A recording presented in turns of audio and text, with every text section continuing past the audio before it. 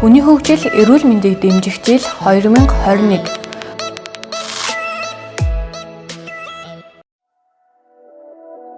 Ураны жилийн ажлын хүрээнд 5 бүлэг, 9 зорилт, 67 арга хэмжээг төлөвлөн хэрэгжүүлэх бөгөөд улсын төсвийн 17.5 тэрбум, орон нутгийн төсвийн 3.9 тэрбум, нийтдээ 21.9 тэрбум төгрөгийн санхүүжилтээр хүний хөгжил, эрүүл мэндийг дэмжих чиглэлээр иргэд рүү чиглэсэн өрх гэр бүлийн ая тухтай амьдрах орчин нөхцөлийг бүрдүүлэх зорилго дэвшүүлэн дараах ажлуудыг хийж хэрэгжүүлнэ.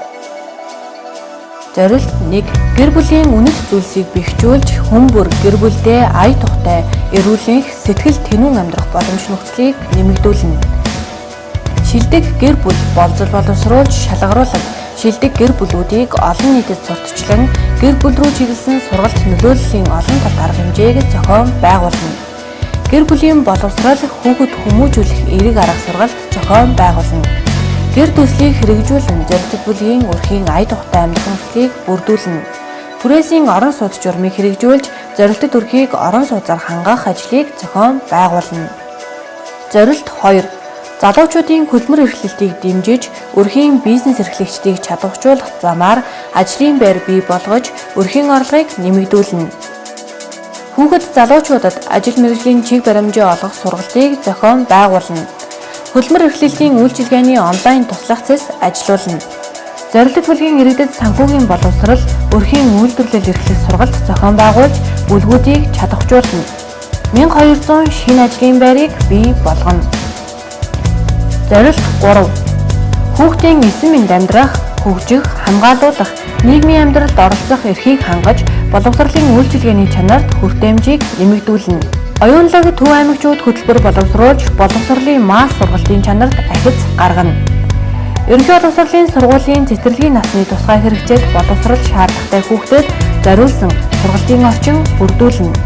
Хүмүүн зохицолбор дунд сургууль, унгалдайн андууд цэцэрлэг, JICA, Дэлхийн зам төв орон нутгийн хөгжлийн хөтөлбөр олон улсын байгууллагатай хамтран ажиллана.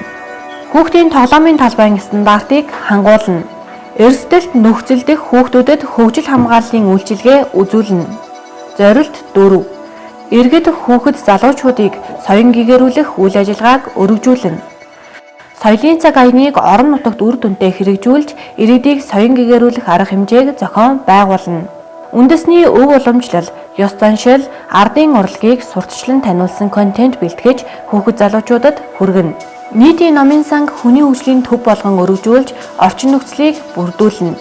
Малчин залуу гэр бүлийн хөгжил оролцоог дэмжих, бичил хөтөлбөр боловсруулж хэрэгжүүлнэ. Эрүүл мэндийг дэмжих хүрээнд зорилт 5. Хүн амын эрүүл мэндийг дэмжих орчин бүрдүүлж, амьдралын буруу хөвшлээс үүдэлтэй өвчнөөс урьдчилан сэргийлж, зохилон тохиолдох халдварт болон халдварт бус өвчнийг эртэлрүүлж, эмчлэн эрүүлжүүлнэ. Халдварт бус өвчний эрсдэлт хүчин зүйлийн судалгааны үр дүнг сурталчлан, биеийн жингийн индекс 18-24 хөдөлгөөг өргөнүүлнэ. Захин фитнес төслийг хэрэгжүүлж, нийтийн биеийн тамир, идэвхтэй хөдөлгөөнийг дэмжих боловсрол дуралдааныг зохион байгуулна. Иргэдийн дасгал хөдөлгөөнөөр тогтмол хичээлэх нөхцөлийг бүрдүүлнэ. 8 суманд спортын талбай байгуулна. Эрүүл мэндийн урьдчилан сэргийлэх багцын үзлэгт бүрэн хамруулна. Аймаг сумын хэмжээнд эрүүл мэндийг дэмжигч баг, эрүүл мэндийг дэмжигч байгууллага болох хөдөлгөөн өрнүүлж, боловсрол дуралдаан зохион байгуулж дүгнэнэ.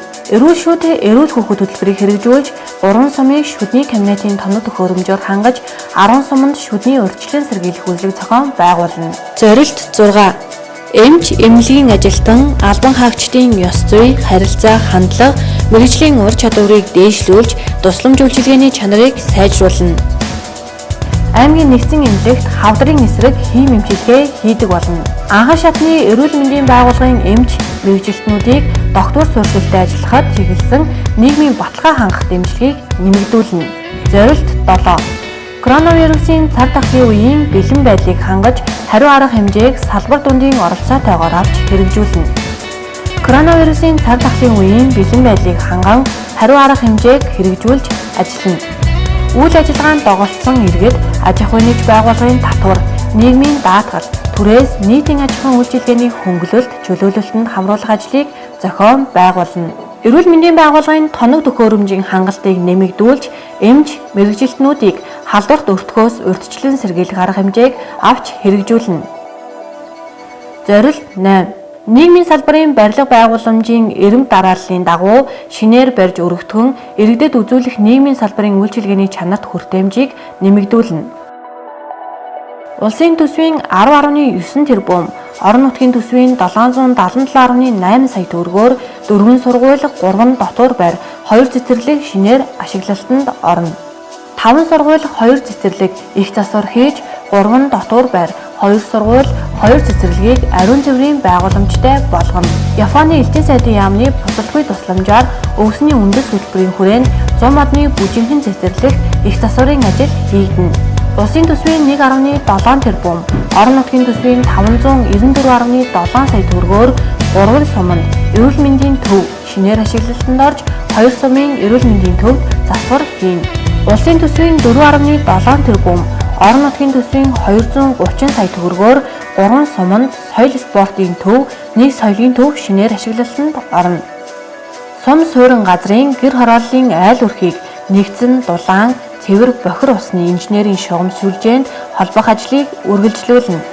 Дулаан, цэвэр бохир усны инженерийн шугам сүлжээний хангамж бүхий нийтийн аж ахуйн цогц дэд бүтцийг сумдад байгуулж, иргэд ая тухтай амьдрах, үйлдвэрлэл үйлчилгээ хөгжүүлэх орчин бий болгоно.